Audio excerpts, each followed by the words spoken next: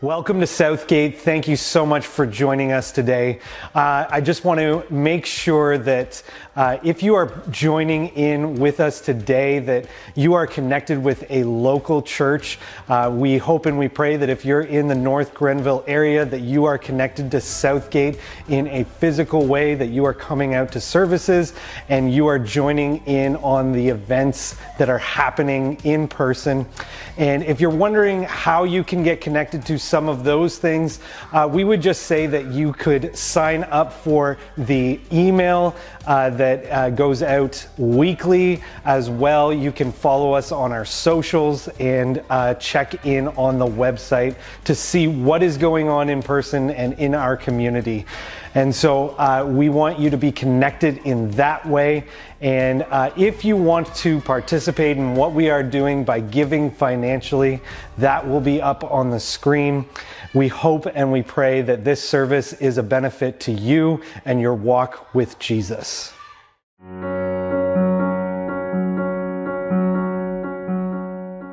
All right, so it's my pleasure to introduce to you guys somebody who came across my pathway through a group of pastors getting together and discussing mental health.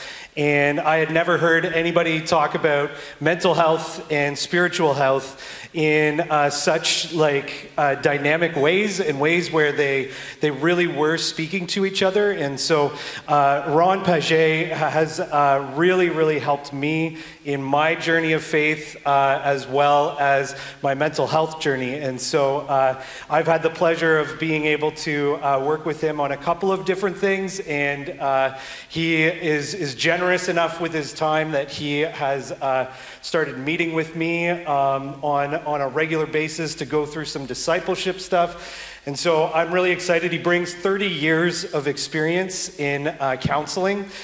He holds a master's degree in counseling, as well as doing some postgraduate work in family therapy as well. And so we are blessed to have him here today. He is a very well sought after speaker in Canada and even internationally. And so I just want to ask that you would join me in welcoming Ron here this morning.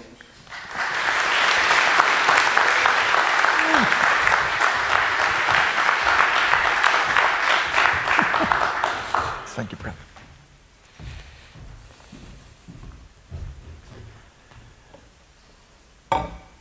Well, good morning, and I am really thankful for this opportunity to be with you and to participate in this great initiative, by the way, on a week for mental health. And the topic I'll be talking about this morning is the danger of confusing mental health, or not mental health, but self-discipline with self-control. Now, you're probably wondering, is there a difference between the two? And if so, why does it bother? Well, what's the difference? Why does it matter? Yes, there is. If you were to look at them from the outside, no, there's not much difference at all. But if you were to pull the curtain back, you'd notice a big difference. They're worlds apart from one another. And why does it matter? Well, I can speak for myself and several people I've worked with over the years. It matters because when it comes to the world of spirituality, it is very toxic. And it led me to want to just give up my faith, my walking with Jesus. A little more about that later. So those are the 2 points that I'll be talking about today: self-control versus self-discipline. Here, I'm going to sum it up right now. Self-control is the fruit of the Spirit. Love, joy, peace, patience, gentleness, self-control. Self-discipline, in this case, what I'm going to use that term and use it this way. It is the fruit of our flesh, of our efforts to try and save ourselves and perfect ourselves on our own. Outside of the world of spirituality, self-discipline is a great thing. We need it in academics, athletics, your work. Without self-discipline, imagine your doctor. Without the self-discipline of going through the rigorous training of being a doctor. But again, as I said, in this case, self-discipline can be a very toxic thing. So let me start with a story. A drunk man enters a Bible study. And you're probably thinking, oh boy, here we go, another joke about a drunk man entering somewhere. But this isn't a joke, it actually happened. I wasn't the drunk person, but it was my Bible study, and one of the guys walks in drunk. And you're probably wondering, okay, so what happens next, and how does this relate to the topic? Well, stay tuned, you'll find out at the end. How's that for a clickbait, huh? And so the text I want to use that helped me tease these two out, self-discipline, self-control, is the letter that Paul wrote to the Galatians. And really briefly, very simply, it's a letter that Paul wrote in response to Peter, the Apostle Peter, resorting back to the rules and regulations and the law that God gave the Jews in preparation, pointing to Jesus' arrival. His arrival to place us in a right relationship with God. Peter resorts back to those things in order to try and be placed and put in a right relationship with God by devoting himself to those things. And Paul is livid. And so he writes a very passionate letter to set things right. And so what we're going to do is we're going to do an overview of Galatians, very, very high altitude overview. We're going to touch on a few points, and at the end, we'll sum it up with a photo album of our journey together, all right? So he starts off in this letter and says, Peter and Galatians, we know very well that we are not set right with God by rule keeping, but only through personal faith in Jesus Christ. How do we know? Well, we tried it, and we had the best system of rules the world has ever seen. We know it, Paul says. Been there, tried it. And so Paul here is talking about conversion. And so did Paul give up trying to be a good person now that he was converted to Christ? Does conversion make us perfect? Watch what he says. He says, convinced that no human being can please God by self-improvement, we believed in Jesus as the Messiah, so that we might be set right before God by trusting in the Messiah, not by trying to be good. Have some of you noticed that we're not yet perfect? No great surprise, right? And are you ready to make the accusation that since people like me who go through Christ in order to get things right with God aren't perfectly virtuous, Christ must therefore be an accessory to sin? Paul's admitting that he struggles. He still struggles. So what does he do with that? And one of the things you might be intrigued or surprised by is that the gospel is not out to make us perfect. Does that surprise you? If so, read on. Paul, in response to that accusation, says, the accusation is frivolous. If I was trying to be good, I would be rebuilding the same old barn that I tore down. I would be acting as a pretender. So what did you do, Paul? What actually took place is this. I tried keeping rules, working my head off to please God, and it didn't work. So I quit being a law man. Oh, in order to do what? Become a lawless man? To be able to do whatever you want, however you want, whenever you want? No. I quit being a law man so that I could become God's man. Notice the possessive, word here. I'm his. Not just a religious man, but I belong to him. He's letting us in on something deep and significant that happened in him and through his relationship with Jesus. And watch what happens. He says, my ego is no longer central. It is no longer important that I appear righteous before you or have your good opinion, and I'm no longer driven to impress God. So I quit being a lawman. Look at these key words here. God's man, my ego is no longer central. It is no longer important that I appear righteous before you or have your good opinion. I'm no longer driven even to impress God. So then, Paul, What is fueling the life you're living? Here it is. Christ lives in me. And I don't know if you've realized this or given thought to this, but of all the different religions in the world, something radically different about Christianity is that the central figure of our faith, Jesus, lives in us, takes up residence in us. I mean, that is just absolutely wild. Of course, I'm not a woman, I've never been a mother, but I can just imagine from secondhand accounts what it must be like for women to carry, and mothers to carry, a baby in their womb, a real human life, separate from you, but there nevertheless, moving around, kicking, there. Christ in us. The life you see me living is not mine, i.e., it's not out of the effort of being a good person. It's being lived by faith in the Son of God who loved me and gave himself for me. And I'm not going back on that. Not going back like you are going back, Peter, to the things that pointed us to Jesus. Now that I'm with him, why would I go back to that? In him. And it's no wonder that Paul later in Corinthians talks about us as being temples. Temple, a meeting place, which means that if we're to discover what it's like to deeply and intimately relate to Jesus, we need to learn how to encounter him in the very parts of those innermost parts of our being. Those parts that for you, maybe like for me, feel like, man, they're dark, they're confusing, they're messy, and yet that's where he waits to meet us. There, temples. Oh. So I'm not going back on being a lawman. I've got Christ living in me.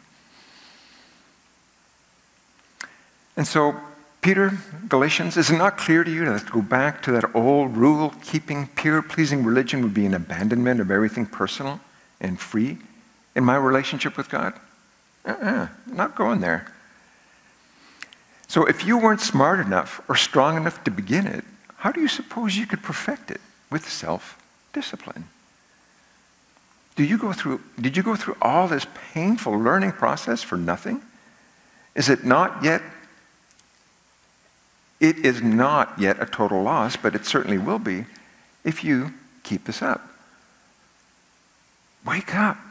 Wake up. Dude, what are you doing? Going back to what didn't make us right with God when Jesus is here to make us right with God. He goes on. So answer this question. Does the God who lavishly provides you with his own presence, his Holy Spirit, working things in your lives you could never do for yourselves, does he do these things because of your strenuous moral striving, self-discipline? Or because you trust him to do them in you through faith? Are you following the train of thought? You know, it's easy to resort back to self-discipline when there's something different going on here. What does it mean to live in union with Jesus, where self-control becomes a fruit of that intimacy? So what place does works have in acquiring a relationship with God? None. And what place does works have in perfecting it? None. James talks about works being something that expresses faith, but it doesn't complete it. Galatians 5 goes on. It says, Christ has set us free to live a free life. So take your stand. Never let anyone put a harness of slavery on you. I'm emphatic about this. The moment any one of you submits to circumcision or any other rule-keeping system, at that same moment, Christ's hard-won gift of freedom is squandered. And this is after conversion.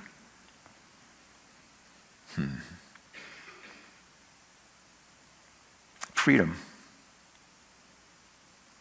Interesting, huh? Freedom. Jesus has called us to live a free life. It is absolutely clear that God has called you to a free life. Just make sure you don't use this freedom as an excuse to do whatever you want, including devoting yourself to a religious system of self-discipline and destroy your freedom. You want to grow in freedom? use it to serve one another in love. This is how freedom grows. For everything we know about God's word is summed up in one single sentence: love others as you love yourselves. Interesting, huh?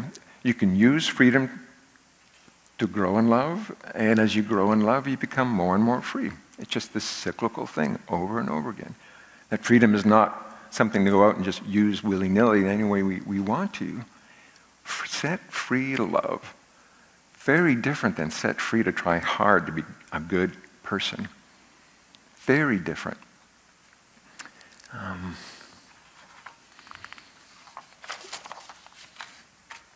So self-control here is about love, whereas self-discipline is about self-righteousness, trying to become a good person on my own. And when I do that, I'm all wrapped up with me, about how well I'm doing, about how well I'm appearing, my performance, my competence. And I found this out the hard way.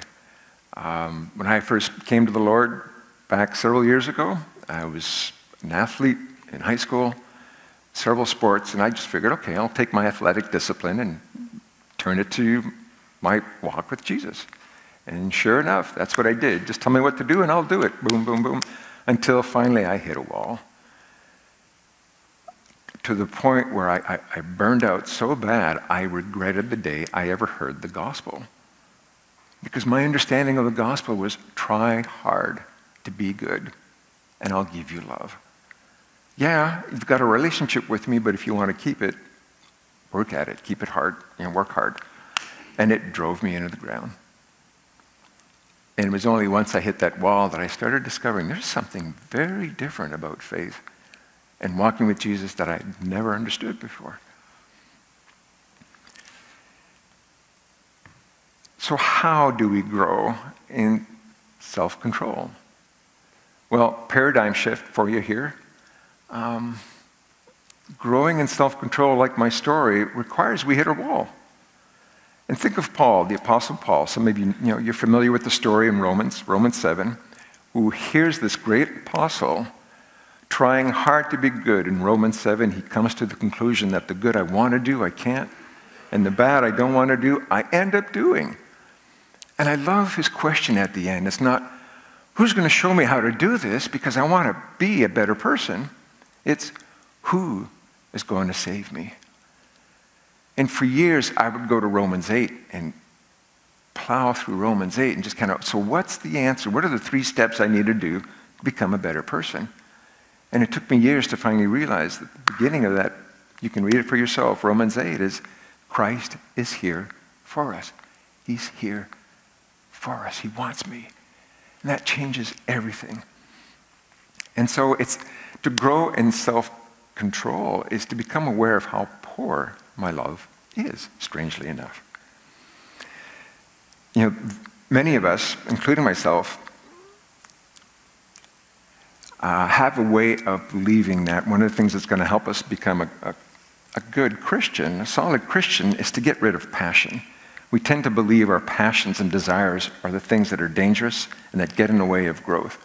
But I love this quote from C.S. Lewis, where he says that indeed we consider the unblushing promises of reward and the staggering nature of the rewards promised in the Gospels, it would seem that our Lord finds our desires not too strong, but too weak.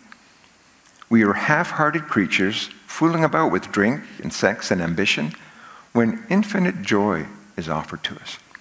Like an ignorant child who wants to go on making mud pies in a slum because he cannot imagine what is meant by the offer of a holiday at the sea.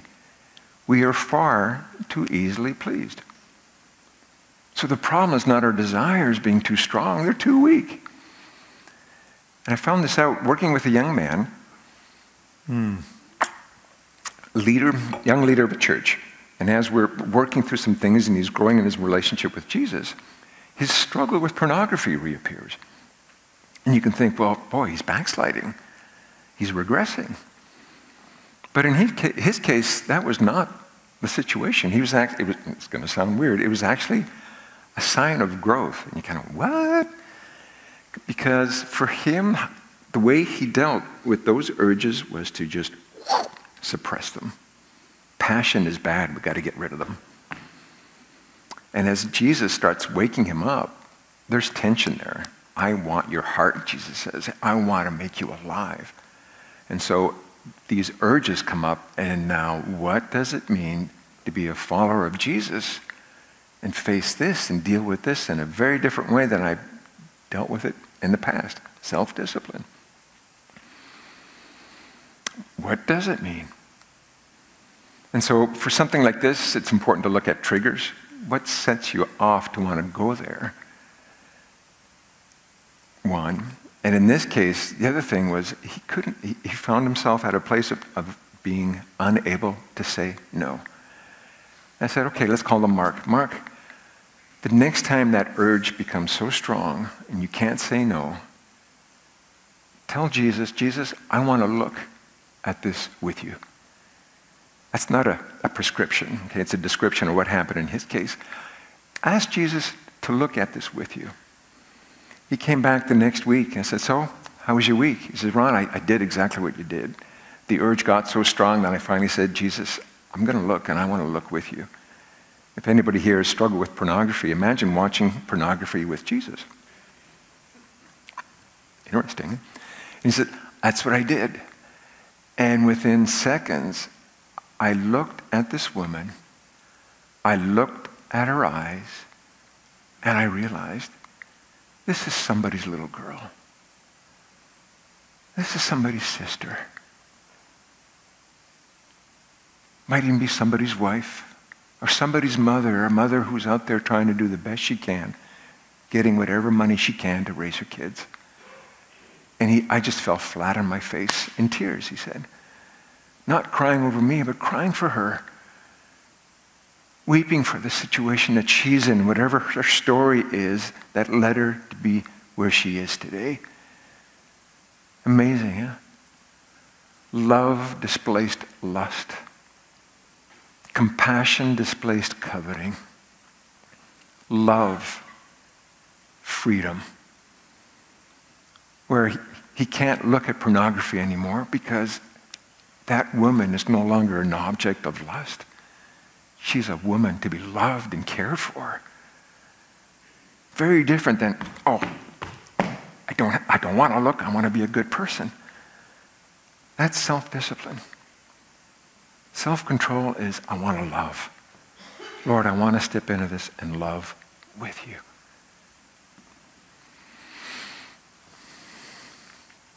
How to grow then in self-control? It starts by becoming aware of how poor my love is. And when I become aware of the poverty of my love, I can resort to two things.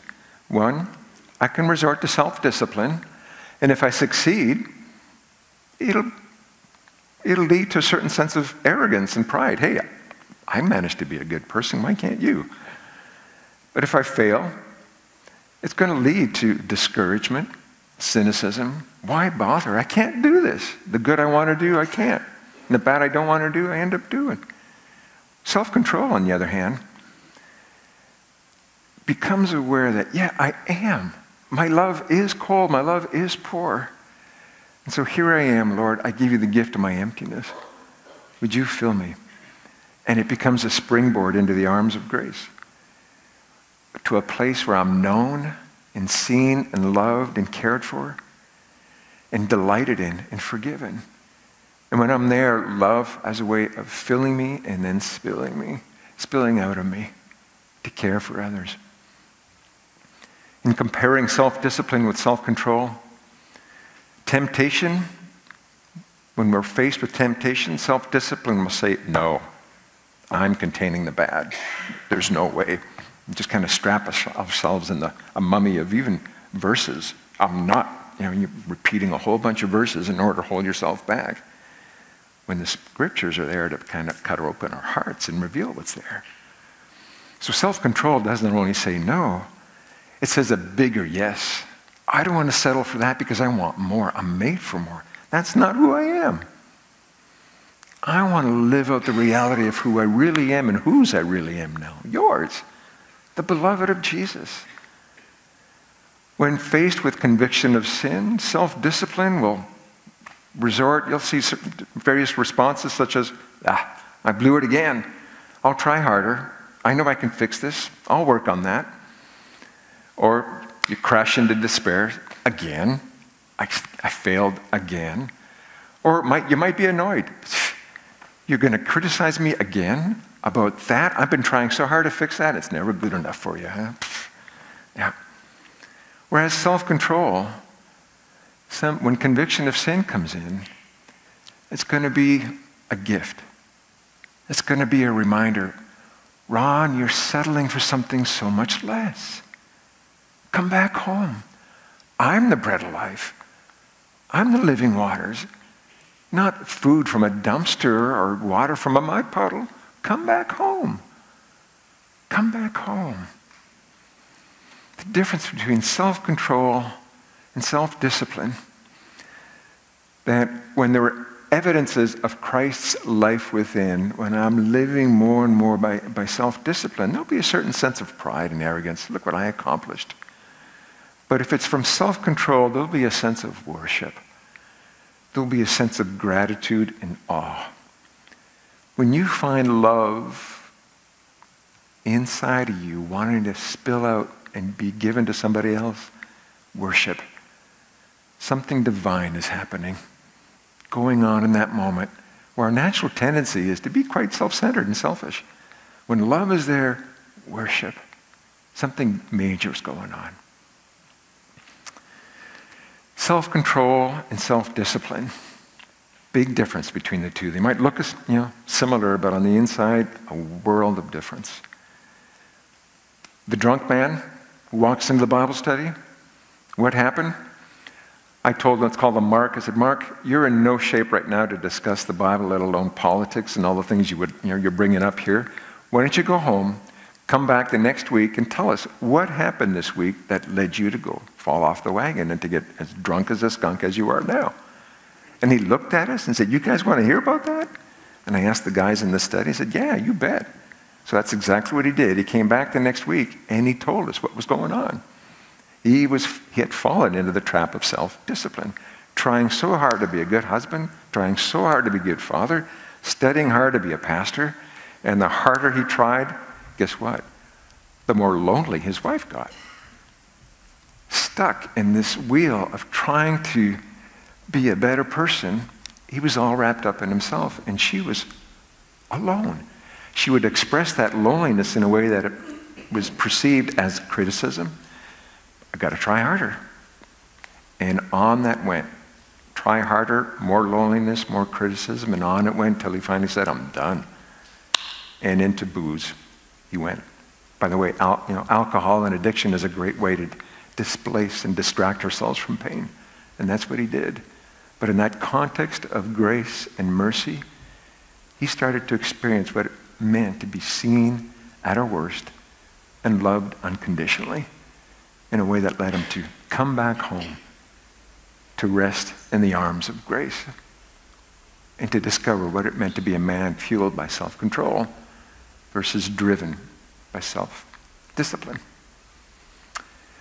And so Jesus, we give you thanks that you have come to set us free to love with you, in you, from you, and by you, to join you as we become more like you and have fun being good and doing good in a world that is so needy of exactly that, of our being little Christs together with you. Thank you. You've done that, and your Holy Spirit is here to complete that in us. Amen.